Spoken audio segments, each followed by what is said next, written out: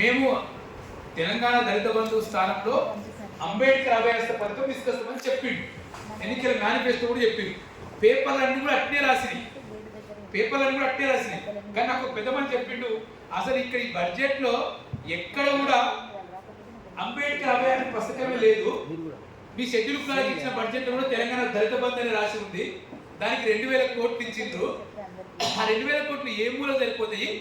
అది 1666 కుటుంబాలకు మాత్రమే సరిపోతాయి. ఈ రాష్ట్రంలో 18 లక్షల దళిత కుటుంబాలు ఉన్నాయి. దాదాపు 20 లక్షల దళిత జనాభా ఉంటే 18 లక్షల కుటుంబాలు ఉన్నాయి. ఆ పోయిన 30,000 దళిత బంధు పోతే మిగతా ఎంత ఉంటుంది? 15,60,000 కుటుంబాలు ఉంటాయి. కాంగ్రెస్ పార్టీ ఎన్ని రోజులు అధికారంలో ఉండాలి, ఎంతమందికి ఇటువంటి లాభం పొందుతుందని చెప్పి ఆ ప్రశ్న ఆ పెద్దమంది చేసిన పరిస్థితి. అంటే మొత్తం ఈ బడ్జెట్ పరిశీలిస్తే దళితుల గిరిజనులకు వ్యతిరేకమైన బడ్జెట్ ఉంది. కాబట్టి ఈ బడ్జెట్ వ్యతిరేకంగా ఈ బడ్జెట్ సవరించాలి, కేంద్ర బడ్జెట్ సవరించాలని చెప్పి ఇంతకుముందు మాత్రం సాగరణ స్కాలప్ అని ఒక యాక్టివిటీ తీసుకున్నామని చెప్తున్నారు. నేను యాక్టివిటీ తీసుకున్నందుకు నేను మైండ్ తీసుకున్నాను. ఒకటి, ఇటువంటి సమావేశం అన్ని జిల్లాల్లో జరగాలి. చాలా మందికి అర్థం కాదు బడ్జెట్. చాలా మందికి మేమేం వస్తామన్న బడ్జెట్ మీటింగ్ వస్తుంటా అంటాడు. మనకు అర్థం కానికి 10 ఏళ్ళు పట్టింది.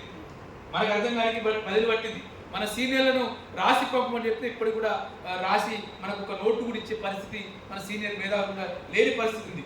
ఎంతో కింద తల కింద వాడి పేపర్లను 4-5 పేపర్లను కొని ఈ మేరకు మనం ఒక నోట్ని ఇవాళ మనం తయారు చేసుకోగలిగినాం. కాబట్టి ఈ నోట్ను మరింత బలోపేతం చేస్తూ ఈలోపు సమాచారం కూడా వస్తున్నచ్చు, మనకు బుక్లు కూడా బయట అందుబాటులోకి వస్తాయి. కాబట్టి మరింత బలోపేతం చేసుకుంటూ జిల్లా స్థాయిలో ఒక రౌండ్ టేబుల్ సమావేశాలు ఇటువంటి సదస్సులను జరపాలని చెప్పి ఈ 4 సంఘాలుగా మేము అడుగుతా ఉన్నా. అదేవిధంగా డిహెచ్పిఎస్ కలిస్తే ఇంకా చాలా మంచిది. మా రామప్రసాద్ కూడా ఈ దీంట్లో కలిస్తే ఇంకా చాలా మంచిది. నరసింహరావు గారు ఉన్నారు, national SC/ST Ambedkar defence association, వాళ్ళు కూడా అంటే కలిస్తే ఇంతమంది పెద్దలు అందరూ కలిస్తే ఈ ఉద్యమాన్ని అంటే ప్రభుత్వాన్ని బోర్డులో పెట్టచ్చు. నువ్వు చేవల్లో డిక్లరేషన్ ఇచ్చావు, SC/STలకు నువ్వు ఏం అమలు చేయట్లేదు అని చెప్పాలి. అంటే మల్లికార్జున ఖర్గే దళితుడు కాబట్టి ఆయన విడుదల చేసింది కాబట్టి నువ్వు నిర్లక్ష్యం చేస్తున్నావా? లేదు, రాహుల్ గాంధీ బాపునుడు కాబట్టి వరంగల్ డిక్లరేషన్ రైతులకు ఇచ్చింది కాబట్టి మేము రైతులకు ఎక్కువ 72,000 కోట్ల రూపాయలు ఇచ్చినామని చెప్పి చెప్పడానికి చెప్తున్నావా అనే విషయాలు కూడా మనం మాట్లాడాల్సిన అవసరం ఉంది.